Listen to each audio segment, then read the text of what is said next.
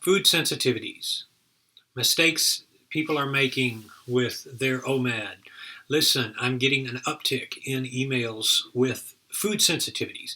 It's not uncommon that I get emailed from people with food sensitivities, and they say things like, I have to do carnivore, or I have to do keto, or I have to do this or that.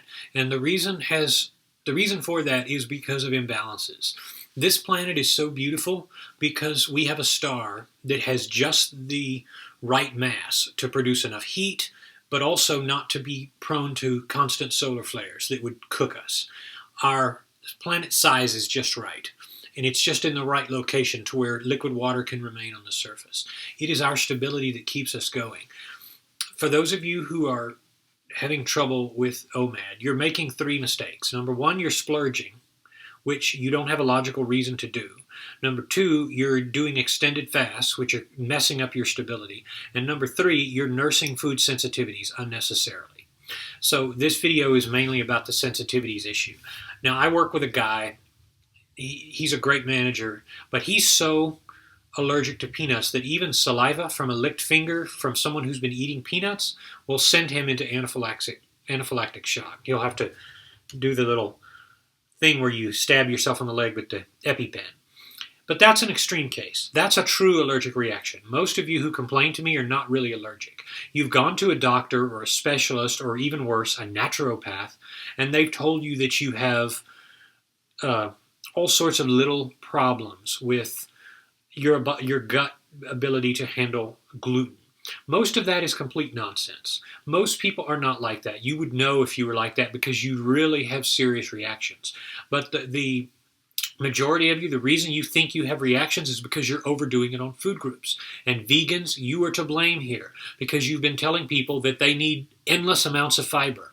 What that does is that creates an overload of bloating, and you feel terrible. If you go all week and you have nothing but beans and nothing but fruits, you're going to get impacted. You're going to feel your body's not going to be able to handle that much fiber. And as a result, you're going to have dry skin. You're going to have all sorts of trouble. You're going to get lightheaded. Your body's going to go into a type of shock. I know a guy who, and I've had this briefly, when I try too many beans, my hands start to swell and itch with no apparent explanation. It's a very mild type of reaction that goes away when you correct the problem. So for those of you who keep getting yourselves out of balance, follow these rules. No splurging, no extended fasts, and no nursing food sensitivities. For those of you who have been told or have experienced that you can't eat legumes or you can't eat gluten or something like that, if it is easier for you to start out your OMAD plan without those things, then go ahead. But your goal should be to try, after about 2 weeks or a month, to add in normal eating. I can't preach that enough. Many of you who are nursing food sensitivities, you're destroying your body's ability to handle normal things. So those of you who have been overloaded with beans, go a month without them. And then the next month, try adding them back in on a normal portion on your one plate. Or your one meal. If you don't do one plate, that's fine.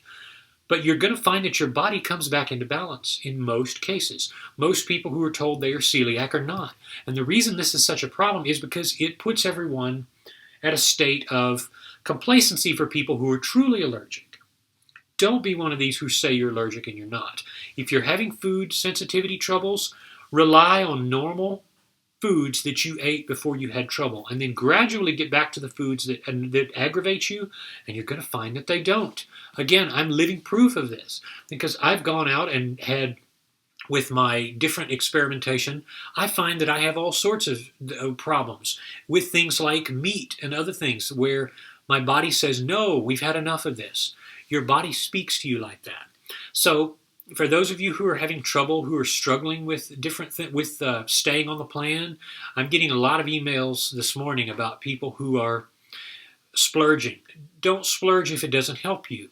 Don't do extended fast. Don't do 48-hour water fast. You don't need to do that to start losing weight or to maintain losing weight, even if you feel like you need to.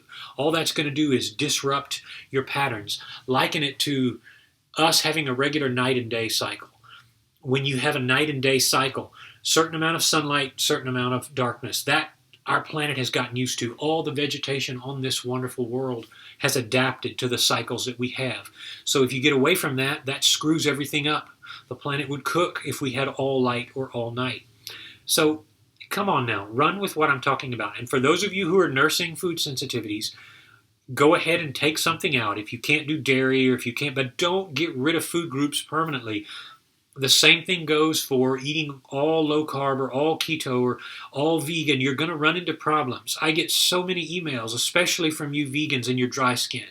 I get emails from people who get bloated and even impacted because they've been told that they have to eliminate something.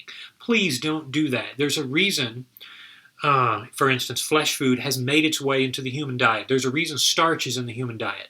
Those of you who watch this channel know I love starch, but even I, as much as I love white rice, I don't do it all the time. Some days, like today, I'm not even going to care what I eat because I don't have to.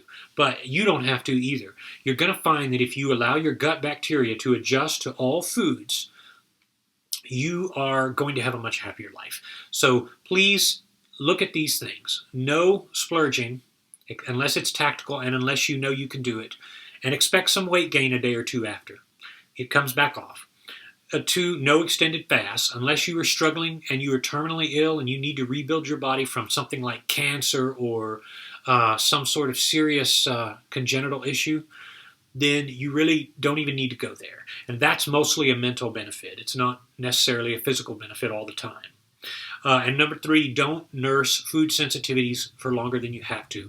Yes, if you sprain your ankle, you need to give yourself time to not use that ankle. But that doesn't mean you say, well, I can no longer ever walk again because I'm allergic to things.